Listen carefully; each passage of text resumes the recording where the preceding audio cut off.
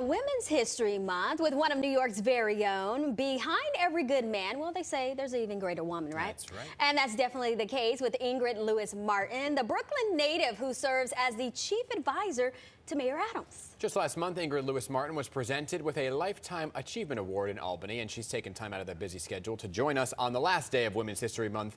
So good morning to you, Ingrid. Good to see you again. Good morning, Dan. How are you? Doing well, doing well. So, you know, last time you and I spoke, we got a little bit of a feel for what exactly the chief advisor role to the mayor actually meant, right? Because in case people missed that, help us understand, you really crafted this position yourself. I actually did.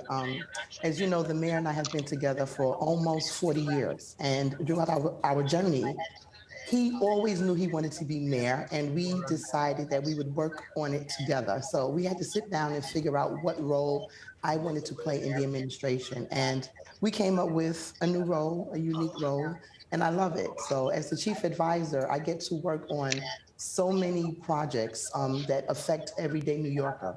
Okay, and so go ahead. With all of the deputy mayors, so it's great. I love it. All right, so speaking of your role, what does a typical day look like for you? And we know the mayor's motto is get stuff done. So what's your work-life balance like? Well, work-life balance is difficult because it's more work than life. That's number one. It's a lot of work and very little life. But, you know, fortunately, I have a good family that understands that dynamic. I wake up most mornings around 5:30. I go through my emails. It's not sexy. I go through my emails. I do text message review, and by 8 o'clock every morning, today I may be a little late, I'm not sure, depending on how much longer I'm on this interview, we do a Teams call where all of the executive members of the mayor's team, we're on a Zoom, and we interchange ideas if there's any issues that we need to address. Yeah.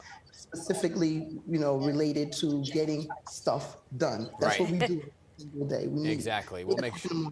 And then from there, I have my own personal individual meetings. Yeah, we'll make sure you get to that Zoom. I know it's important. And by the way, I am speaking to one of the deputy mayors this weekend. We're doing a whole interview section with Ann Williams and Isam about being a female deputy mayor. But let's talk about some of the top issues that we are facing today, right? Because we were big news last night in terms of the Trump indictment. I know we're here to talk about you, but is the city ready for what we're going to see play out as the top advisor to the mayor? What are you advising?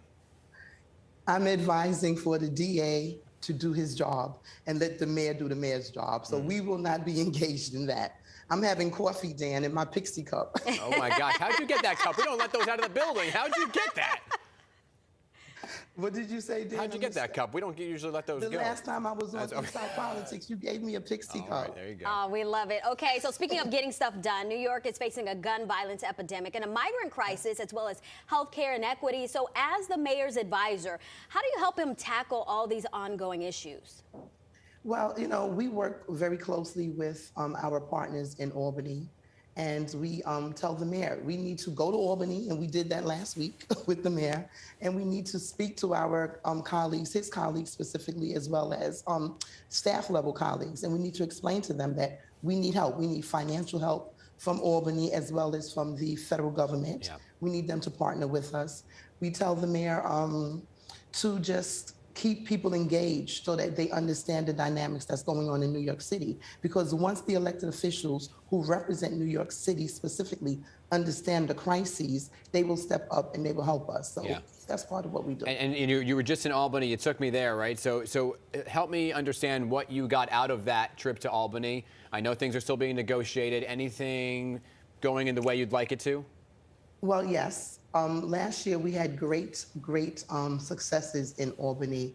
We got the EITC credit, the income earned tax credit for New Yorkers. So a lot of New Yorkers were able to put over $300 in their pockets directly.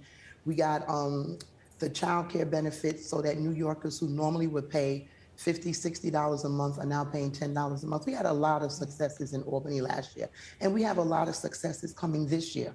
But as you said, we are still in negotiation, so we don't want to open up a can of worms by spilling the beans, but we expect to have a lot of good things come out of Albany. It was a great meeting. The mayor's colleagues were spot on with him. They understand the dynamics of what we are faced with in New York City with the pandemic being over, getting people back to work, with the migrant issue. They understand, and we feel comfortable that they will help us. All right. Well, Ingrid, thank you so much for wrapping up our Women's History Month celebration, and we wish you continued success. And I thank you for having me, and I'm going to have my cup. Don't get me in trouble. They're going to yell at me for letting you leave the building with that cup, all right? You didn't get it from me, if anybody asks. Okay, I didn't. I got it from your competitor. Ingrid, always good to see you.